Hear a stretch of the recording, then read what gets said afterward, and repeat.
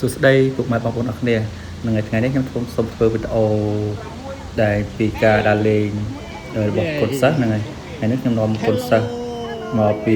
ស្ថាប័នគូបង្ហាត់ Office Cambodia ហ្នឹងហើយនេះគឺជាសកម្មភាពរបស់ពួកខ្ញុំដែលនាំកូនសិស្សឡើងលើភ្នំទៅយើងហៅថាភ្នំជ្រាវនៅទឹកធ្លាក់ជ្រាវនៅខេត្តកំពង់ស្ពឺយើងហ្នឹងហើយបងប្អូនដែលស្រឡាញ់ស័យទេសចរដែលចូលចិត្តឡើងភ្នំហើយមើលទឹកជ្រោះស្អាតអីសូមអញ្ជើញមកទស្សនានៅយើងជ្រាវយើងកំពុងស្ពឺអស់គ្នាហ្នឹងហើយធានាថាតំបន់នេះគឺស្អាតមែនទែនហ្នឹងហើយគឺយើងឡើងទៅលើភ្នំគឺមាន7ដំណាក់កាលមួយដំណាក់កាលទី1ដំណាក់កាលទី2ទី3ទី4ទី5ទី6និងទី7គឺដល់ទឹកធ្លាក់ហើយគឺឡើងទៅមានបងថាស្រស់ស្រាយសប្បាយគឺសំឡេងសត្វយំក្នុងព្រៃហើយសំឡេងទឹកធ្លាក់ឈូទឹកឈូធ្លាក់ហ្នឹងហើយគួរឲ្យដែលគយគុណមែនទែនគឺវាសบายម្យ៉ាងដែរដែលយើងធ្លាប់តែឮសំឡេងម៉ូតូសំឡេងភ្លេងតែយើងដល់ពេលយើងទៅព្រៃឬសំឡេងសត្វយំសំឡេងទឹកជ្រោះធ្លាក់គឺធ្វើឲ្យអារម្មណ៍យើងរំភើបសប្បាយចិត្តគឺផ្លាស់ប្ដូរបរិយាកាសហ្នឹងហើយចឹងសម្រាប់បងប្អូនអរគ្នាដែលស្រឡាញ់ស័យទេសចរដែលដើរទៅដល់ភ្នំអាចមកមើលមកដើរទស្សនានៅតំបន់យើងជ្រាវកំពង់ស្ពឺនេះបាទទឹកធ្លាក់ជ្រាវហ្នឹងហើយធានាថាមកគឺសប្បាយហ្មង happy ហ្មងតំបន់ហ្នឹងបាទហ្នឹងហើយគឺវាផ្លាច់ម្យ៉ាងដែរហ្នឹងហើយ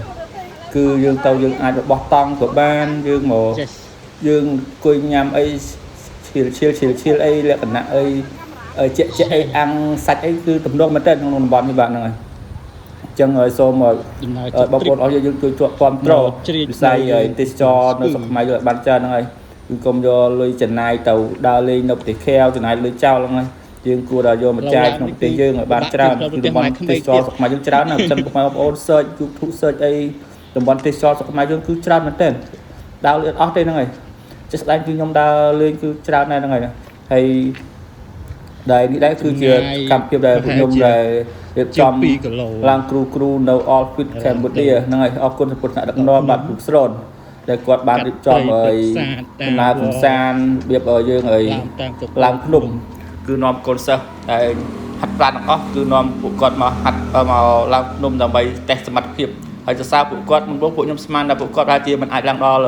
ដំណាក់កាលទី7ហ្នឹងទេប៉ុន្តែពួកគាត់ឡើងបានដល់ជោគជ័យសុវត្ថិភាពមែនទែន happy ទាំងអស់គ្នាយើងងូតទឹកជ្រោះងូតអីទុំគ្នាពិតជាសប្បាយមែនទែនហើយនឹងកូនសិស្សមកប្រឡោះឡើងទូចមួយទេគឺទៅហើយឡើងចំ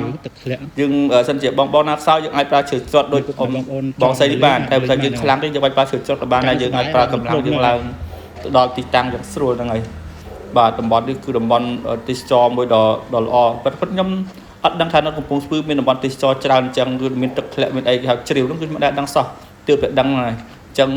នេះជាលើកទី1របស់ខ្ញុំហើយខ្ញុំសង្ឃឹមថាមានឱកាសខ្ញុំនឹងទៅលេងលើកទី2ទី3ទៀតដល់ព្រោះតំបន់នេះទៅលេងអត់ចេះចិនណាយបាទសូមអរគុណហ្នឹងហើយ